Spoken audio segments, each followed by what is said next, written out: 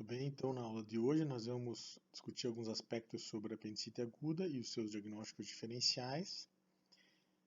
Lembrando que a aula não tem como objetivo esgotar o assunto e a gente aconselha todos os alunos para buscarem outras fontes além da aula, né? Isso aqui é só para a gente ter uma ideia inicial sobre o tema. Então, a apendicite aguda, a gente tem uma estatística em que 1 a cada 200 consultas de pronto atendimento é de um paciente com apendicite aguda. Uma doença extremamente frequente. A chance de uma pessoa ter apendicite aguda durante a vida é aproximadamente entre 6% e 7%. Por ano, nos Estados Unidos, se realizam mais ou menos 300 mil apendicectomias. Já há muito tempo se conhece essa história de que a incidência maior é na segunda e terceira décadas de vida. Então, se tem esse estigma de um paciente de apendicite, vai ser aquele homem jovem e chega com uma dor, irritação na face ilíaca direita e tudo mais, e chega no final das contas é apendicite aguda. Muito bem, esse diagnóstico realmente é fácil e tranquilo. Todavia, temos que lembrar que a apendicite pode ocorrer em qualquer momento durante a vida. Então, um paciente a partir dos 2 anos de idade pode ter apendicite, um paciente de 80 anos pode ter apendicite, senhoras idosas podem ter apendicite, meia idade pode ter apendicite. Então, realmente não deixem de lado esse diagnóstico só pensando nessa questão que a apendicite ocorre com mais frequência em homem jovem. Pode acontecer em qualquer pessoa, em qualquer momento da vida. A apendicite aguda é uma doença de evolução rápida e o diagnóstico e o tratamento precoces alteram substancialmente o prognóstico dos pacientes. A apendicite foi uma das primeiras doenças tratadas cirurgicamente e nessa publicação o cirurgião Chester McBurney já defendia a intervenção cirúrgica precoce na apendicite aguda para melhorar a mortalidade, que naquele tempo era mais ou menos de 25%.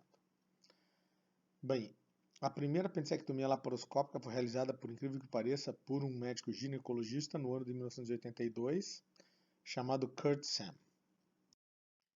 Lembrando alguns aspectos, então, da embriologia do apêndice e da anatomia do apêndice, né? Nós sabemos que a formação do apêndice é de uma bolsa do intestino médio que começa mais ou menos da 8ª semana de gestação. O revestimento interno do apêndice é uma mucosa idêntica à mucosa colônica, assim como também a flora bacteriana. Atualmente tem muitos estudos que dizem que o apêndice é um reservatório da flora bacteriana normal, então ele serve para repor a flora quando há algum distúrbio. Isso também não foi totalmente comprovado, é muito difícil comprovar isso. 65% dos casos o apêndice fica atrás do seco, pelo menos parcialmente atrás do seco, né? Então nós que operamos apendicite todos os dias, a gente nem liga muito, né? Mas nós sabemos que a ponta do apêndice ou a direção do órgão do apêndice pode estar em qualquer lugar na face ilíaca direita. Pode estar medial ao seco, pode estar lateral ao seco, pode estar retrocecal, pode estar atrás da válvula ileocecal, pode estar direcionado para a pelve e assim por diante.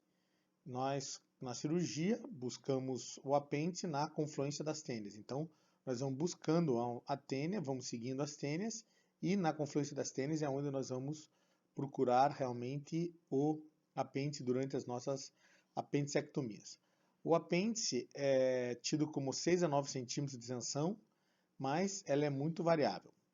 A vascularização arterial do apêndice é da artéria apendicular, que é ramo da ilioceco-apendicocólica, que por sua vez é ramo da artéria mesentérica superior. O apêndice é um órgão do intestino médio.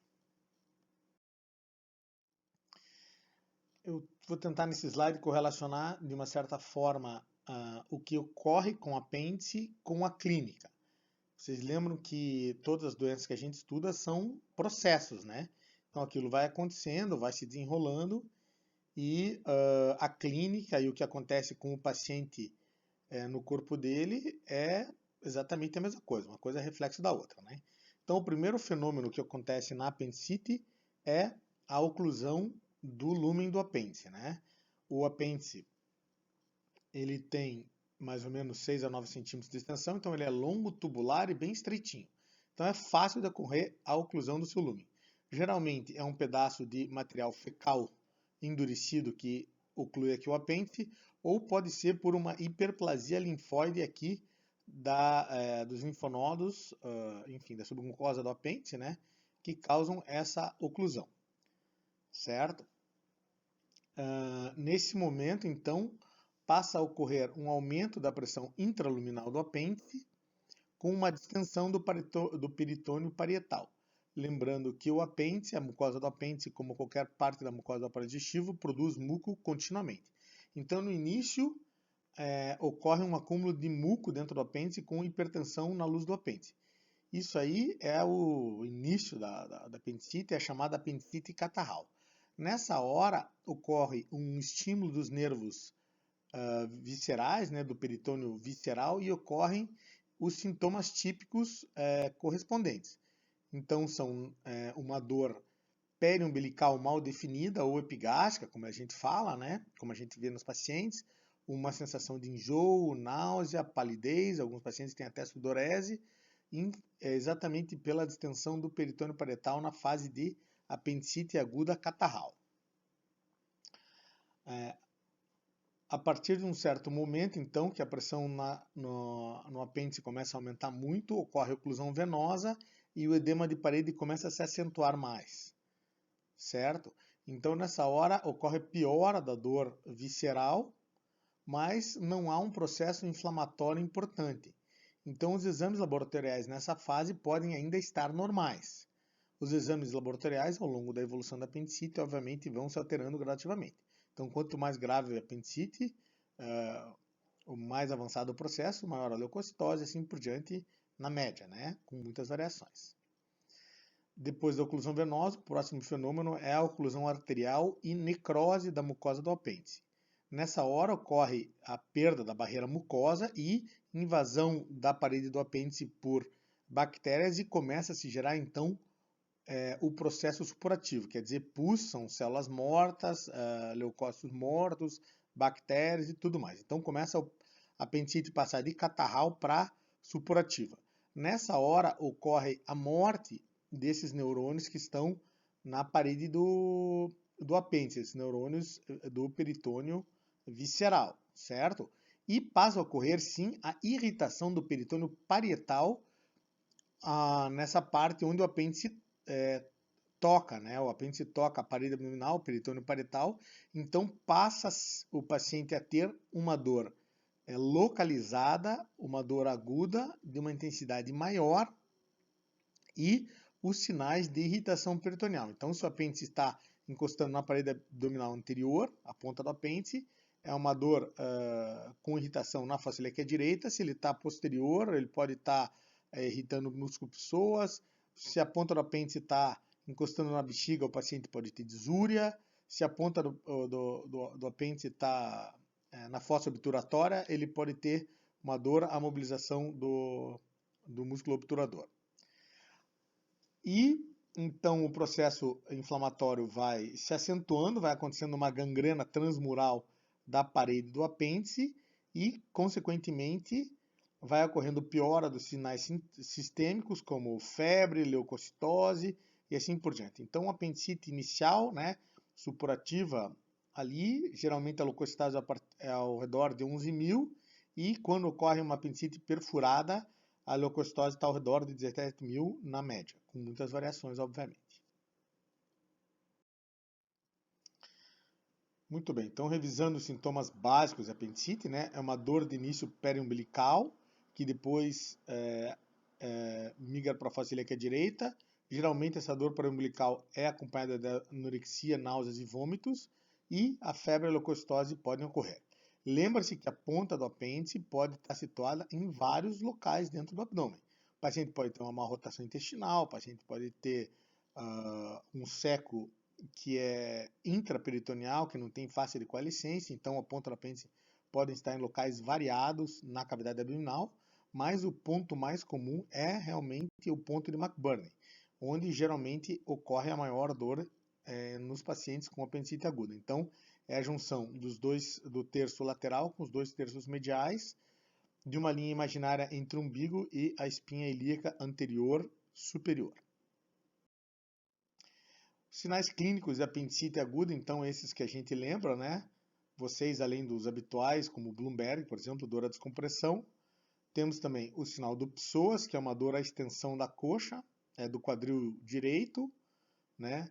O sinal do obturador, que é dor à rotação interna da coxa afletida, e o famoso sinal de Rovsing, que durante a palpação profunda da fossa ilíaca esquerda você desloca um gás que estaria no cólon sigmoide, dessa forma você mobiliza o seco e mobiliza também o apêndice, causando dor na fossa ilíaca direita durante a compressão da fossa ilíaca esquerda. Obviamente todos esses sintomas eles são de uma certa forma específicos. Quando eles são positivos, eles falam realmente a favor de um diagnóstico de apendicite aguda, porém quando esses sintomas, quando esses sinais clínicos são negativos, eles não conseguem excluir o diagnóstico de apendicite. Eles são pouco sensíveis, né?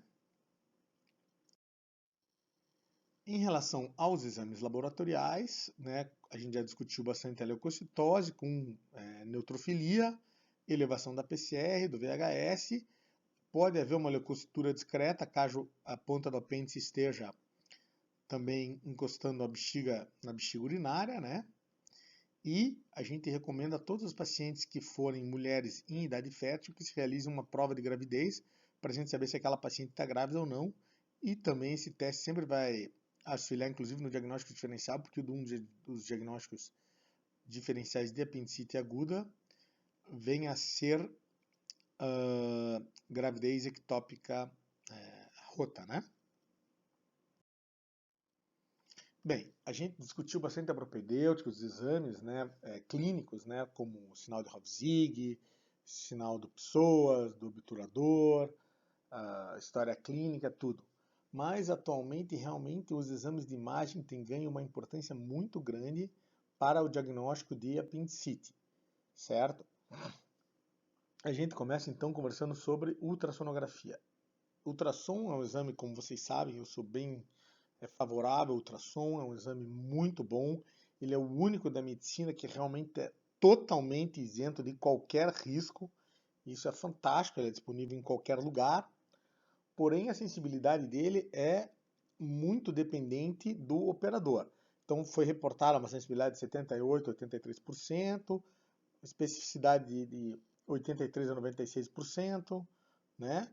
Porém, a gente vê assim na prática médica diária que tem muito erro no diagnóstico de apendicite com ultrassom.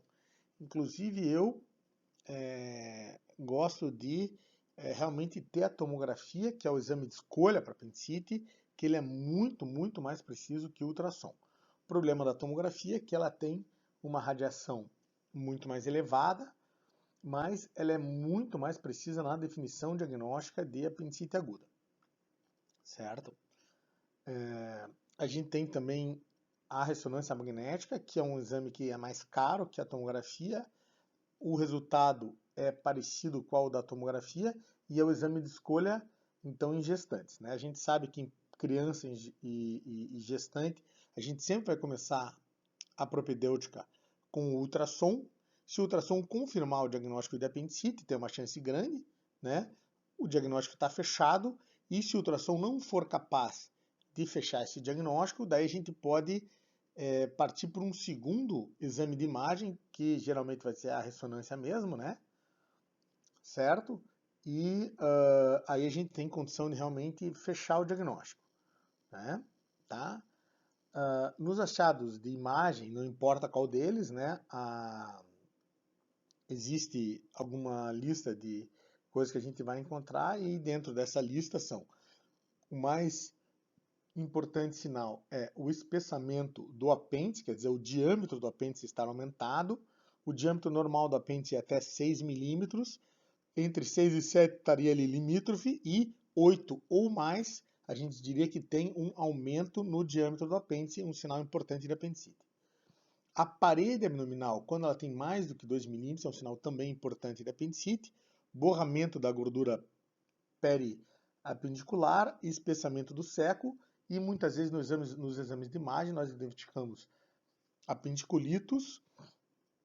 Em casos mais avançados de apendicite, a gente pode ver um abscesso